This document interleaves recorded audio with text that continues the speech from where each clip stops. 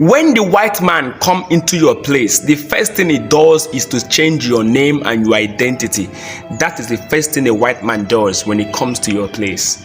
So the white man first started in changing our names, because your name is your identity. Your name is not only what you answer when you are being called. No, name goes more further than what you answer. Your name is your identity. Even the spirits recognize you with that. So the white man changed your identity. When you call an African his indigenous name, you call him Olamide, you call him Babajide, you call him Chibike, you call him Amadi, Okonkwo, Okafor. They frown. They don't like it because the name is not conspicuous. They believe that the name is not conspicuous. They want to answer names like Chelsea. They want to answer names like Drinkwater, Ant-Man, names that do not even have essential meaning to them, but because the name has to do with Western world, they want to answer it. These are products and victims of mental slavery. If you read the book, The Root, when Kunta Kinte was taken from the Gambia to America, the first thing the colonial masters did was to change his name from Kunta Kinte to Toby, which he fought so much and said, no, my name is Kunta Kinte, and my sons after me will answer Kunta Kinte. Why were they interested in changing our names? Because our name is a kind of spiritual force that represents us even in the extraterrestrial.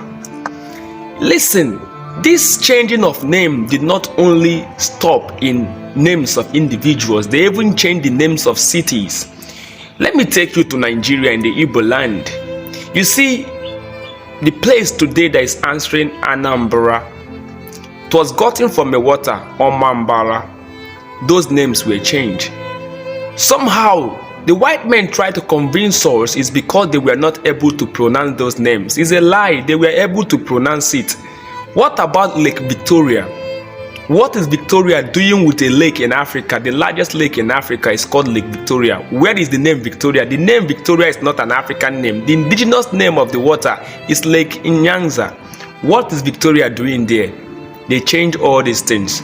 When you come to Nigeria, there is a place they call Port Harcourt. Port Harcourt is not the name of the place. Port Harcourt was the name of the governor who was in charge of the port that is in that place. At the end of the day, people were naming their children Harcourt because the man was conspicuous, he was wealthy, he was a colonial governor, so they called their children Harcourt. If you give birth at that time, you call your children Harcourt. Later on, when Nigeria gained independence, Harcourt went back to Britain. At the end of the day, Harcourt was discovered to be a pedophile, a man who sleeps with children. Harcourt was later killed.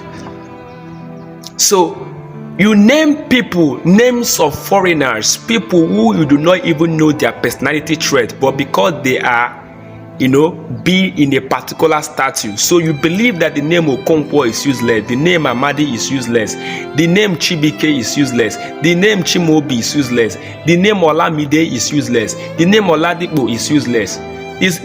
Our names are not attractive to you.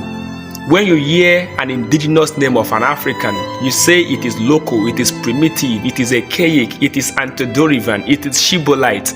But when you hear names like Stones, Drinkwater, Ant-Man, you celebrate it.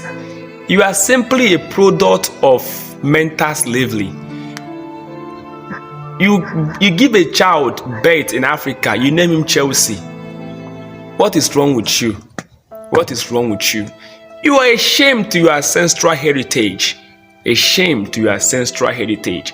Ashamed to your ancestral heritage. It is sad enough that I cannot pass this message to you through my indigenous language because you might not understand. So that is why I'm using this English to pass the message for you. So don't think I'm not fluent in my indigenous language. Listen, I am first an African before I even begin to speak English. You must appreciate your own. You must appreciate your own as an African. For Wisdom Africa is the principal thing.